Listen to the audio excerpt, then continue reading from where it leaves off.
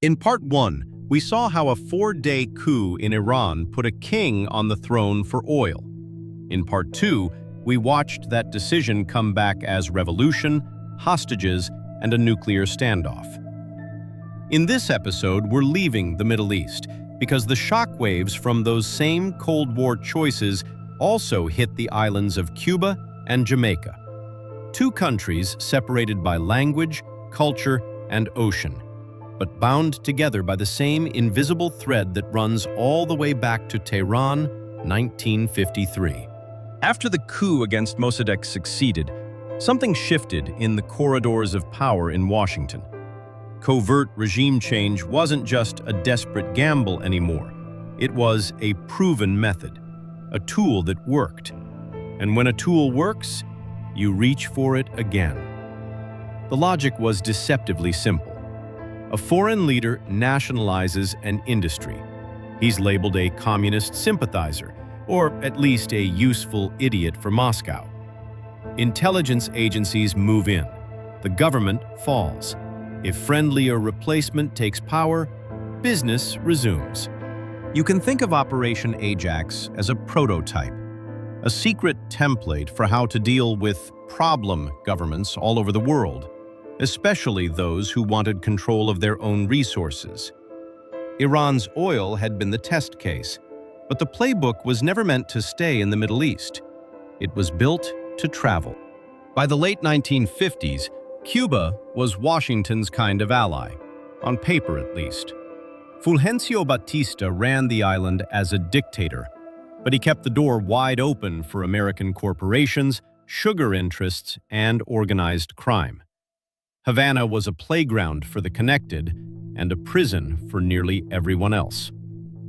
Then came Fidel Castro, a young revolutionary who marched out of the Sierra Maestra Mountains in 1959, toppled the Batista regime, and began doing something Washington had seen before: nationalizing foreign-owned property, sugar mills, oil refineries, farms.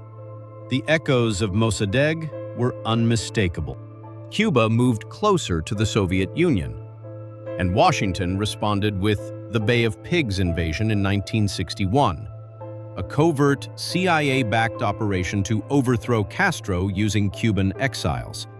The playbook from Tehran, rewritten for the Caribbean.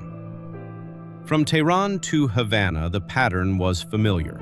A local leader challenged foreign control of his country's wealth, got branded as a threat, and suddenly found himself facing the full weight of Cold War power politics. But unlike Iran, this time, the operation failed. And that failure had consequences no one predicted. The Bay of Pigs didn't remove Castro, it pushed him deeper into Moscow's arms. If Washington was willing to invade, Castro reasoned, he needed a deterrent no one could ignore, and the Soviet Union was happy to provide one. In October 1962, American spy planes photographed Soviet nuclear missile installations on Cuban soil, just 90 miles from Florida. The world stood at the edge of annihilation for 13 days.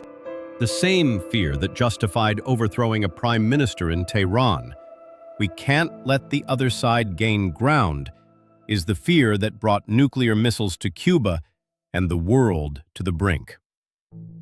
What began as a local dispute over who controls a nation's wealth had been folded into a global script. And that script nearly ended everything. Most people don't think of Jamaica as a Cold War battleground. But it was. After gaining independence from Britain in 1962, Jamaica faced enormous questions about its future. Who would control its bauxite, the raw material for aluminum and one of the island's most valuable resources? Who would it trade with? Who would it borrow from? In the 1970s, Jamaican leaders began charting a more independent course, building ties with Cuba, exploring non-aligned politics, and pushing back against the terms set by Western financial institutions. That made people in Washington nervous, very nervous. Economic pressure mounted, political interference followed. The echoes of Tehran were quieter here, but no less real.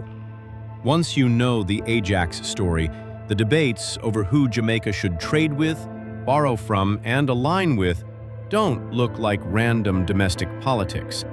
They look like a smaller island version of the same showdown over sovereignty and superpower control. Step back far enough, and the pattern becomes impossible to miss. Iran had oil. Cuba had a coastline 90 miles from the most powerful nation on Earth. Jamaica had bauxite and the audacity to ask whether its own people should benefit from it.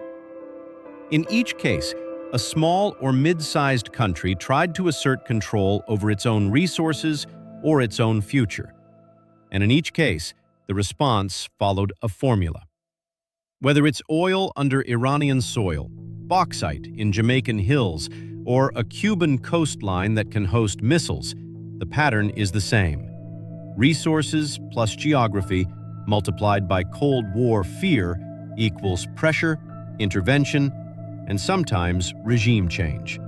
Iran in 1953 taught Washington that covert regime change works, or at least that it can work. That lesson traveled to Cuba, where the same logic collided with nuclear weapons and nearly destroyed the world. And it reached Jamaica, where independence on paper didn't always mean freedom in practice. So when we look at nuclear standoffs, superpower games around Cuba, or ideological battles in places like Jamaica, we're not looking at isolated events.